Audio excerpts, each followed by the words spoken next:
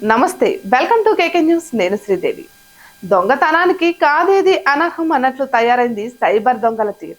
ఇన్నాళ్ళు ఓటీపీలు చెప్పమని, లేదా మీకు ఖరీదైన గిఫ్ట్ వచ్చింది, కస్టమ్ ఫీజు చెల్లించాలి అని, మీరు కొంత డబ్బు మాకు పంపించండి అని, ఇలా ఎన్నెన్నో కొత్త మార్గాలు వెతికి బాధితుల దగ్గర డబ్బులు కొట్టేస్తుంటే పోలీసుల దగ్గరకు వెళ్ళి కంప్లైంట్ రాసి ఇవ్వడం చేసేవారు.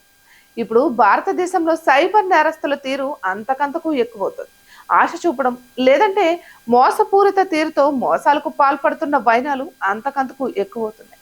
ఇప్పటికే మంత్రులు, ఎమ్మెల్యేలు, ఎంపీలు, ఇతర ప్రజాప్రతినిధుల పేరుతో తప్పుడు ఫోన్ కాల్స్ చేసి డబ్బులు దండుకున్న వారు తాజాగా దేశ అత్యున్నత న్యాయస్థానం ప్రధాన న్యాయమూర్తిని టార్గెట్ చేయడం, ఆయన పేరును వాడేయడం విస్తుగొల్పేలా చేస్తారు. తమను తాము సిజేఐగా పరిచయం చేసుకున్న సైబర్ నేరగాడు 500 పంపాలని కోరాడు. సుప్రీంకోర్టు చీఫ్ జస్టిస్ గా వ్యవహరిస్తున్న జస్టిస్ డివై చంద్రచూడ్ల పరిచయం చేసుకున్న సైబర్ నేరగాడు తాను అర్జెంట్ పని మీద వెళ్తున్నానని, ట్రాఫిక్ జామ్ లో ఇరుక్కున్నట్టుగా పేర్కొంటూ క్యాబ్ ఛార్జీల కోసం 500 పంపాలని పేర్కొన్నారు. దీనికి సంబంధించిన కంప్లైంట్ ను ఢిల్లీ సైబర్ క్రైమ్ విభాగానికి సుప్రీంకోర్టు తాజాగా చేసింది.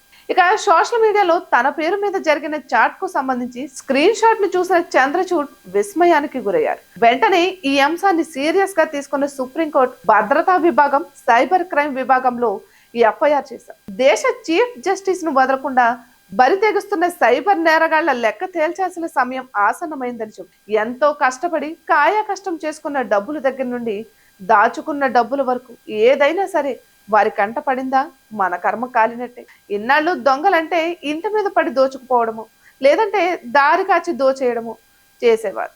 కానీ ఇప్పుడు ఏకంగా బ్యాంకులో దాచుకున్న భద్రత లేకుండా పోతుంది.